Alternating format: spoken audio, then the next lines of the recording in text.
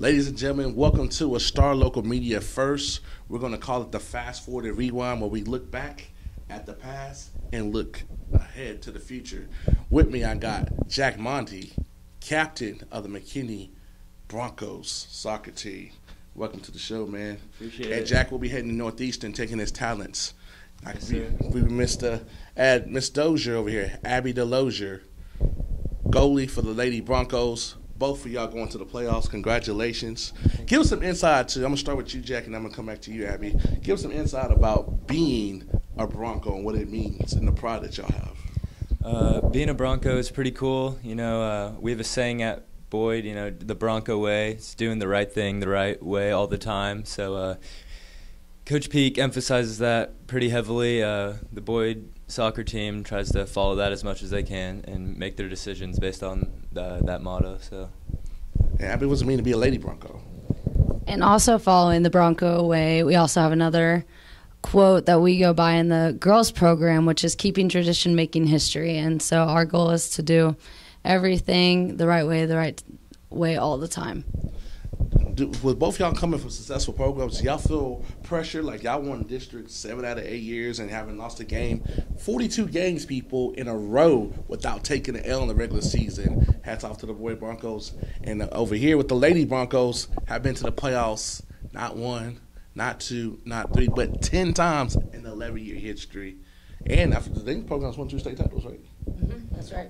So y'all feel pressure to keep that, y'all group and the seniors that y'all lead, y'all feel pressure to keep that tradition and stuff going? yeah, I definitely feel it's important to keep it going. But you know, we've had a great year this year and this last year, but we can't get too confident. I mean, last year, kind of the same thing, rolling into playoffs. You know, just unstoppable. We haven't lost a game, but just shows anything can happen. I mean, last year South Lake came out and surprised us and sent us home first round. So we're doing everything we can to prepare and make sure that doesn't happen again.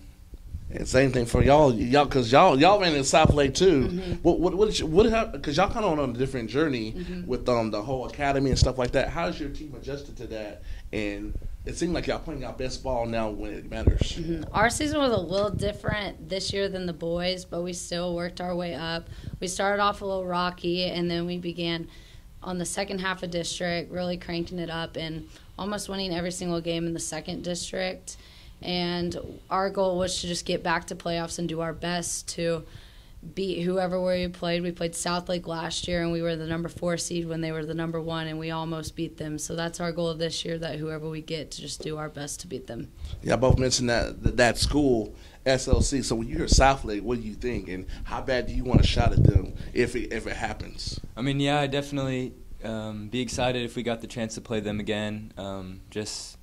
I still remember that feeling like it was yesterday, you know, just the end of the PK shootout, just, you know, like our season's over. So, yeah, I'm looking forward to we could potentially play them. And, yeah, I'll be excited if we get to play them. Is that why y'all team have a chip on their shoulder for y'all to be undefeated? It's like y'all went around like I hadn't won a game when I see y'all play. Yeah, I mean, we have such high expectations for ourselves. Last year really shocked us, and no one wants to let that happen ever again, so.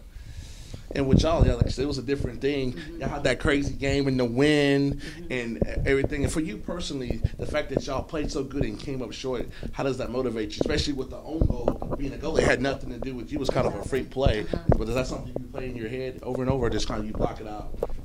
Yeah, I think everyone, it's just a replay in their head. And I know it sucks, but our goal this year was to just move on from that.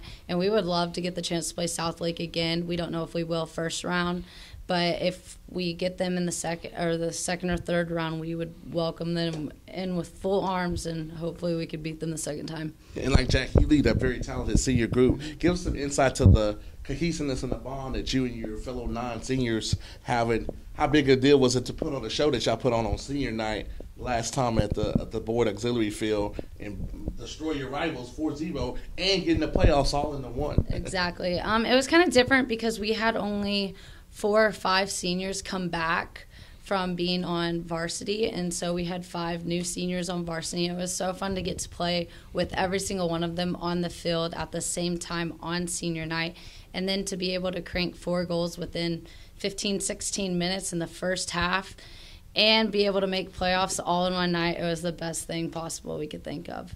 And for y'all was kind of similar too. It's like I remember I was doing a feature on Coach Peak, so I got there at halftime and I saw 5-0. I thought the game was already over with. So what was about senior night that got y'all even more inspired? Because I know sometimes teams come out flat because of the emotion, but it seemed like both programs, y'all came out on a high and took it to another level. Yeah, I mean, we were just excited. Probably one of the last chances us seniors were all going to get to be able to play with each other. So we just left it all out in the field the best way that we could and got the result that we wanted. And by y'all being the number 2 team in the nation and how about these rankings and being the hunted and not the hunter, has that helped y'all get y'all ready for the playoffs since everybody's been gunning for y'all all year and they hadn't been able to get the job done? Yeah, I mean, we try not to look at the rankings. They're hard to be based on, and so we try to keep them out of our way we approach things as much as possible. We just know that we have the ability to beat any team that we want to. We just all need to be on the same page. So. And I mean, since this team was completely, like, I won't say put together, but you had people filling in, do you think in a weird way, like y'all going through the adversity y'all went in the first half of district, will help y'all be ready for this moment when everything is put up or shut up time? Exactly. And that's what Coach Wilson said in the beginning of the season. She knew that we were going to have some hardships because so many people that made varsity this year were not on varsity last year. And we tried to get our starting lineup as fast, like set as usual, and we had injuries all over the place. And coming into the second part of district, we finally, I think, set our starting lineup, and I think that's what really cranked us out because of all the team chemistry that we were making.